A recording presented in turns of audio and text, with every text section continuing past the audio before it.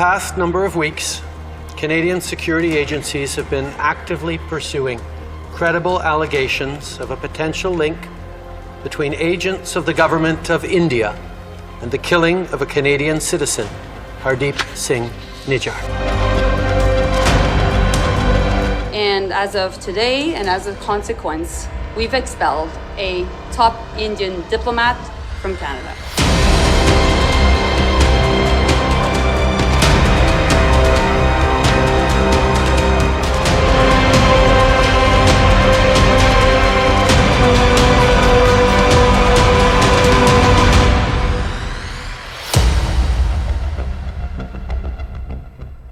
Canada provokes India yet another time. India-Canada bilateral relationship has hit a headwind after Canadian Prime Minister Justine Trudeau claimed a potential link between the Indian government and the killing of a Khalistani terrorist Hardeep Singh Niihjar in June this year. The Indian government has strongly dismissed the Canadian government's accusations and called it as absurd. Amid escalating tensions with India, Trudeau has stated that he is not looking to provoke India or escalate tensions, but wants New Delhi to take the killing of a Sikh separatist with utmost seriousness. After Canada expelled an Indian diplomat following Trudeau's remark, the Indian government asked a Canadian diplomat to leave India within 5 days as the Canadian High Commissioner was summoned by Ministry of External Affairs. Official reactions from US, UK and Australia have been very cautious. Without mentioning India, all these statements have broadly expressed deep concern and called for the legal process to continue in Canada. As I've said, India and the government of India needs to take this matter with the utmost seriousness. We are doing that. We are not looking to provoke or escalate. We are simply laying out the facts as we understand them, and we want to work with the government of India to lay everything clear and to ensure that there is proper. I would utilize the remarks made by the spokesperson to say that the allegations are completely absurd, that India does not have a policy of assassination either within its soil or outside. In fact, on the contrary, we have been asking for the extradition of this internationally known terrorist since 2020, and the Canadian government refused to extradite him, although we had produced evidence. Therefore, to insinuate that the government of India in any way could have masterminded or orchestrated the assassination of this terrorist is a charge that has been completely challenged and rebutted. For the Canadians, there has been a persistent but unconfirmable rumor, a story, if you like, within the Khalistani community in Canada, which, as you know, is large and very active, that this was not some local gangland killing as it first appeared, but rather that it was a state-sponsored assassination by the Indian government. Now, they were not able to produce any evidence of this, which didn't stop them making the accusation loudly and often. How can he do this without revealing his evidence? I don't think he can, because I think that what's going to happen tomorrow and the next day and the next day is the pressure is going to mount to say, well, what is this evidence? Why do you say these allegations are credible?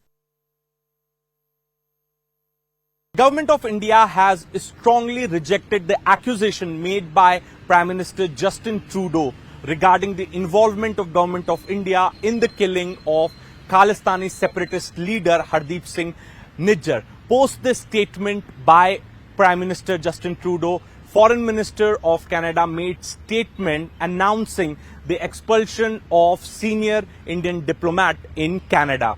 Indian side has strongly rejected the accusation made by Prime Minister Justine Trudeau, calling it absurd and motivated. Indian side also mentioned that how this is an attempt to shift focus from the issue of Khalistani terrorists and anti-India forces living in Canada.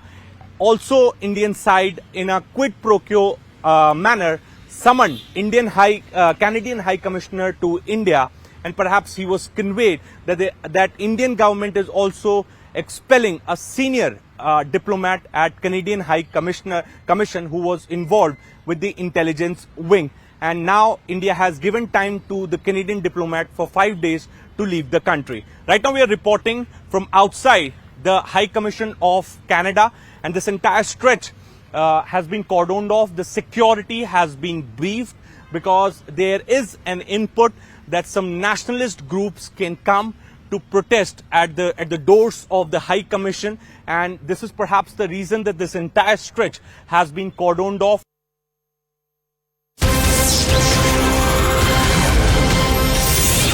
Well, we are staying with the same story. We have received a major development as far as Justin Trudeau's remarks against India and India's response is concerned.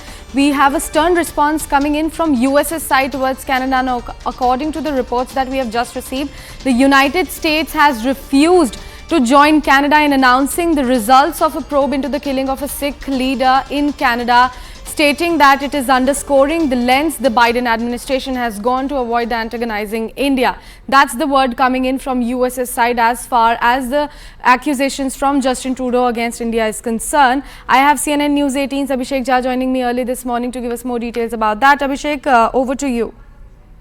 So we have seen that Justin Trudeau, Canadian Prime Minister, had expressed his desire that the issues will be raised at the G7 meeting, and the group of leaders who have been acting like a bloc, and Melania Jolie, the Canadian Foreign Minister, has also raised the issue that she will be raising this issue in New York among the G7 group members, the alleged role of Indian agencies in killing of Niihjar. But it doesn't look like there have been many takers, at least for now, because we have seen some statements coming from US, UK and Australia also, where the countries have expressed their deep concern over the alleged links or alleged evidences that Canada has called for the role of Indian agencies, but they have avoided taking names of India or mentioning India in their references. And also now it is being reported by Washington Post that Joe Biden administration has avoided being part of that joint probe or joint